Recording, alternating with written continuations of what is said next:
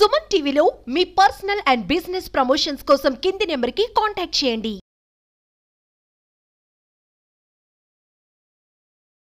Suman TV ప్రేక్షకులకు నమస్కారం. ఈ రోజు మనతో పాటు ఉన్నారు డాక్టర్ ఉండి మానసారాం గారు. ఈమె చైల్డ్ కన్సల్టెంట్ సైకియాట్రిస్ట్. మరి ఇన్లాస్ చైల్డ్ గైడెన్స్ క్లినిక్ లో వీరు సైకియాట్రిస్ట్ గా కూడా వర్క్ చేస్తున్నారు.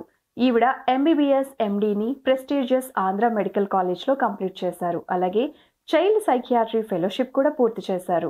వారు 10 సంవత్సరాలుగా ఇన్లాస్ చైల్డ్ గైడెన్స్ క్లినిక్ లో సర్వీస్ చేస్తున్నారు. మరి వీళ్ళ టీం కూడా ఇన్లాస్ చైల్డ్ గైడెన్స్ క్లినిక్ లో psychiatrist, psychologist, behaviour therapist, occupational therapist, speech therapist, special educator, career counsellors గా చిల్డ్రన్ అండ్ పేరెంట్స్ కి ఎంతో మంచి సేవల్ని అందిస్తున్నారు.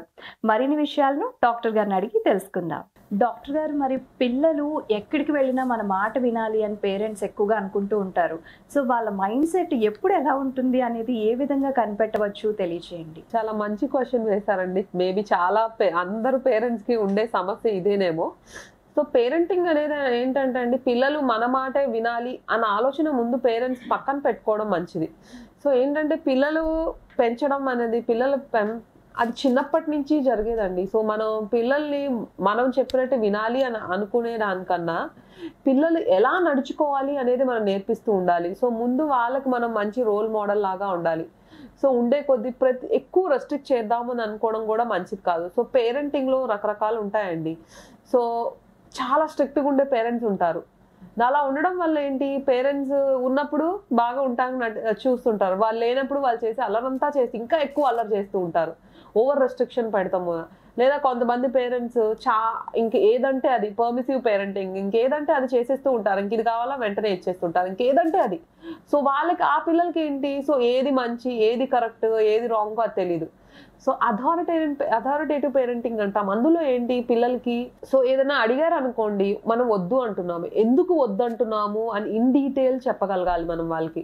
సో చెప్తుంటే పిల్లలు ఆ వయసుకి వాళ్ళు ఇప్పుడు ఐస్ క్రీమ్ అడుగుతారండి. సో వాళ్ళకి అప్పుడు తెలియకపోవచ్చు సో ఎందుకు మనం వద్దంటున్నామో. సో ఎందుకు వద్దంటున్నామో మనం చెప్పాలి. లేదా మనం ఒక 4 రోజుల తర్వాత కొంటామని ప్రామిస్ చేసామనుకోండి, సో ప్రామిస్ చేస్తే మనం ఇచ్చేలాగా ఉండాలి. సో మనం ఎప్పుడు అది వాళ్ళ కోరిక తీర్చగలమో అది చెప్తాము, దాన్ని బట్టి మనం ఇచ్చేలాగా ఉండాలి. సో మనం తీర్చలేని వాటిని మనం ప్రామిస్ చేయకూడదు. సో పిల్లలని మన మాట వినాలి అని అనుకుంటే సో వాళ్ళకి నచ్చేలాగా ఎలా ఉండాలి, సో వాళ్ళ పిల్లలకి ఏమనిపించాలి, సో నాకు ఏదన్నా ప్రాబ్లం ఉంటే అమ్మకి చెప్తే సో నా అమ్మ నా ప్రాబ్లమ్స్ అన్ని తీర్చుతుంది అన్న ఆలోచన వాళ్ళకి తెప్పిస్తే ఖచ్చితంగా వాళ్ళు మన మాట వింటారు.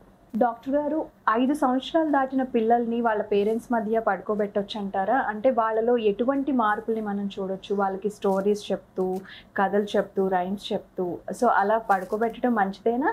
సో వాళ్ళలో ఎలాంటి మార్పులు వస్తాయి తెలియచేయండి. సో పేరెంట్స్ తోటి ఎక్కువ టైం స్పెండ్ చేయడం వల్ల పిల్లల మీద చాలా మంచి ప్రభావం పడుతుందండి. కాకపోతే ఇప్పుడు మీరు అడిగినట్టు 5 ఏళ్ల తర్వాత వాళ్ళని పేరెంట్స్తో పడుకోబెట్టచ్చా?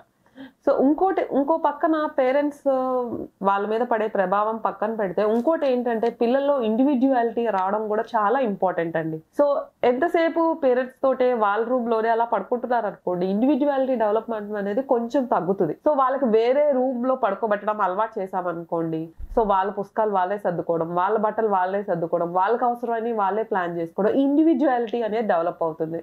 సో పడుకోవడానికి వాళ్ళు వేరే రూమ్ లో పడుకున్నా కానీ మనం పిల్లలతో స్పెండ్ చేసే టైం మాత్రం ఖచ్చితంగా ఎక్కువ ఉండాలి. సో ఇలా మన వైపు నుంచి మనం నేర్పించగలిగిన నేర్పిస్తా వాళ్ళని ఇండివిజువల్ గా డెవలప్ అయ్యేలాగా హెల్ప్ చేయడం వల్ల పిల్లలు చాలా బాగా ఎదుగుతారండి, చాలా నేర్చుకోగలుగుతారు. ఆ కాన్ఫిడెన్స్ అనేది వాళ్ళ మీద వాళ్ళకు ఉండే నమ్మకం అనేది చాలా బాగా పెరుగుతుంది. సో చాలా మంది ఏమనుకుంటుంటారు, స్కూల్కి మనం దేనికి పంపిస్తాం, చదువుకోవడానికి, సో చదువు కోసమనే పంపిస్తాం అనుకుంటాం. కానీ స్కూల్ వల్ల చాలా లాభాలు ఉంటాయండి.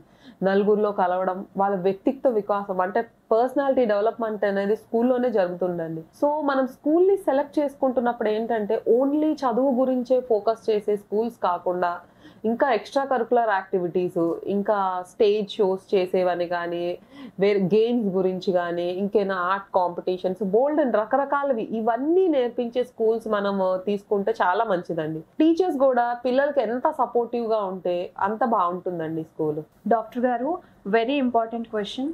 పిల్లలు కడుపులో ఉన్నప్పుడే మనం చెప్పే కథలు, మనం చెప్పే మాటలు అన్నీ వింటూ ఉంటారు. సో అలా ఇంపాక్ట్ అవుతుంది అంటారు. అది ఎంతవరకు నిజం? అలాగే వాళ్ళు పుట్టిన తర్వాత కూడా వాళ్ళ మీద చాలా ఇంపాక్ట్ అవుతుంది అంటూ ఉంటారు. సో ఈ విషయం గురించి తెలియచేయండి. సో పిల్లలు కడుపులో ఉన్నప్పుడు అండి మదర్ హెల్త్ చాలా ఇంపార్టెంట్. ఆవిడకి అసలు స్ట్రెస్ లేకుండా ఉంటే, ఎంత స్ట్రెస్ లేకుండా ఉంటే పిల్లలు అంత బాగా ఉంటారు అని రీసెర్చ్ చెప్తుందండి. సో స్ట్రెస్ ఫ్రీ ప్రెగ్నెన్సీ అంటాము. సో మీరు అన్నట్టు ఇప్పుడు ఏదైనా చదువుతూనో లేకపోతే కథలు చెప్తూ ఉన్నప్పుడు మదర్ చాలా ఆహ్లాదంగా ఉంటారు ఆ ప్రెగ్నెన్సీ టైంలో. అందుకని వాళ్ళ బ్రెయిన్లో మంచిగా కార్టిసాల్ రిలీజ్ అవ్వడం కానీ, చాలా హ్యాపీ హార్మోన్స్ రిలీజ్ అవ్వడం వల్ల అవే హార్మోన్స్ బేబీకి కూడా వెళ్తాయి. సో దానివల్ల బేబీ మీద కూడా ఇన్ఫ్లుయెన్స్ ఉంటుంది. సో అంత ఆహ్లాదకరమైన ఎన్విరాన్మెంట్లో పెరగడం వల్ల ఖచ్చితంగా ఆ బాబుకి ఫ్యూచర్లో వచ్చే కొన్ని మానసిక సమస్యలు కొంతవరకు మనం తగ్గించగలుగుతాము. డాక్టర్ గారు, పిల్లలు కడుపులో ఉన్నప్పుడు మనం చెప్పే స్టోరీస్ అంటే భగవద్గీత, రామాయణం, మహాభాగవతం ఇవన్నీ మనం చదువుతున్నప్పుడు వాళ్ళ మీద ఎటువంటి ఇంపాక్ట్ అవుతుంది?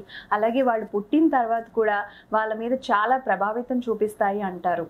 నిజమేనా? ఈ విషయం గురించి తెలియచేయండి. ప్రెగ్నెన్సీలో స్ట్రెస్ లేకుండా ఉండడం కోసం పేరెంట్స్ మీరు అన్నట్టు భగవద్గీత చదవండి, రామాయణం చదవండి. ఎందుకంటే అవన్నీ చదువుతున్నప్పుడు మదర్ చాలా ఉల్లాసంగా ఉంటుంది. ఈవెన్ బేబీతో మాట్లాడుతున్నప్పుడు సో నువ్వు ఇలా ఉండు నాన్న, సో ఇలా చేద్దాం, మనం ఫ్యూచర్ ప్లానింగ్ కూడా మదర్ చేస్తూ ఉంటారు హ్యాపీ ఫ్యూచర్ గురించి. అప్పుడు కూడా మదర్ చాలా బాగున్నట్టు బేబీకి కూడా అదే ఎన్విరాన్మెంట్ వెళ్తూ ఉంటుంది.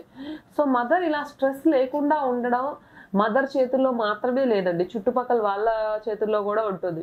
వాళ్ళ హస్బెండ్ కానీ వాళ్ళ ఫ్యామిలీ మెంబర్స్. సో అందుకే ఎక్కువ గొడవలు అవుతున్నాయి అనుకోండి, మదర్కి అంత ప్రశాంతత ఎక్కడ ఉంటుంది? స్ట్రెస్ లేకుండా ఉండదు. సో ప్రెగ్నెన్సీ అన్నాళ్ళు మదర్కి స్ట్రెస్ లేకుండా చూసుకోవడం అనేది చాలా ఇంపార్టెంట్. ఎక్కువ గొడవలు లేకుండా, ఆవిడ మీద ఎక్కువ స్ట్రెస్ పెట్టకుండా, ఎక్కువ సమస్యలు ఆవిడ మీదకి తోయకుండా ఉంచితే ప్రెగ్నెన్సీ ఎంత సాఫీగా సాగితే అంత బేబీకి కూడా అంత హెల్త్ బాగుంటుందండి. సో న్యూరో డెవలప్మెంటల్ డిజార్డర్స్ అంటామండి, అంటే తెలివితేటల్లో ప్రాబ్లం కానీ, ఆటిజం కానీ, ADHD కానీ, చదువుల్లో ప్రాబ్లము, ఈ సమస్యలు మనం చాలా వరకు ఇదొక స్ట్రెస్ఫుల్ ప్రెగ్నెన్సీ అనేది ఒక రిస్క్ ఫ్యాక్టర్ అండి వీటన్నిటికీ. సో ఈ స్ట్రెస్ మనం తగ్గించే కొద్దీ ఈ వచ్చే సమస్యలను కూడా మనం చాలా వరకు తగ్గించగలుగుతాము. సో అందరూ ప్రెగ్నెంట్గా ఉండే ఫీమేల్స్ అందరికీ, ప్రెగ్నెంట్గా ఉండే స్త్రీలందరూ స్ట్రెస్ లేకుండా చూసుకోవడం అనేది మన అందరి బాధ్యత. ఓకే డాక్టర్ గారు, పిల్లలకి సంబంధించి సైకియాట్రిస్ట్ విషయంలో పేరెంట్స్ ఎటువంటి జాగ్రత్తలు తీసుకోవాలి, వాళ్ళ మానసిక సమస్యల నుంచి ఎలా బయటపడాలి అనే విషయాల్ని చాలా చక్కగా వివరించి తెలియజేసినందుకు మీకు ధన్యవాదాలు తెలియజేసుకుంటున్నాను. నాకు ఈ అవకాశం ఇచ్చినందుకు సుమన్ టీవీ ప్రేక్షకులకి, సుమన్ టీవీ వారికి నా ధన్యవాదములు. చూసారు కదండి, child psychiatrist, Inlaks child guidance clinic నుండి విచ్చేసినటువంటి డాక్టర్ ఉండి మానసారాం గారు తెలియజేసినటువంటి పిల్లల్లో వచ్చే మానసిక సమస్యల నుంచి ఏ విధంగా బయటపడాలి అనే అంశం గురించి తెలుసుకున్నాం కదా. మరొక చక్కటి అందమైన ఎపిసోడ్తో మళ్ళీ మేము ముందుంటాను. అంతవరకు నమస్కారం.